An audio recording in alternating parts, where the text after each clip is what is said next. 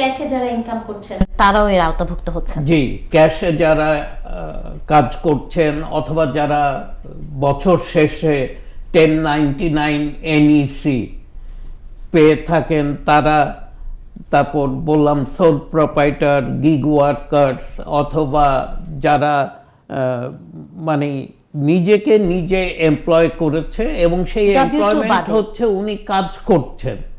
হ্যাঁ, W2 তো হচ্ছে আপনি একটা কোম্পানির সাথে কাজ করছেন, কারোর সাথে কাজ করছেন এবং তারা W2 জেনারেট করে এবং তারা আপনাকে উইকলি বেসিসে অথবা বাই উইকলি অথবা মান্থলি আপনাকে পে স্টাব দিচ্ছে, স্যালারি দিচ্ছে এবং সেইটা দিয়ে ওরা এন্ড অফ দ্য ইয়ারে W2 ইস্যু করে থাকে এবং সেটা দিয়ে আপনি ট্যাক্স ফাইল করেন।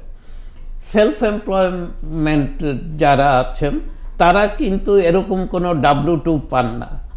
তো উনাদের একটা দায়িত্ব হচ্ছে উনারা সেলফ অ্যাসেসড ট্যাক্স পে করে থাকেন, মানে এন্ড অফ দ্য ইয়ারে গিয়ে উনাদের বেস্ট অফ দ্য নলেজের উপর ভিত্তি করে উনি ডিক্লেয়ার করবে উনার সেলফ এমপ্লয়মেন্ট ইনকাম কত ছিল।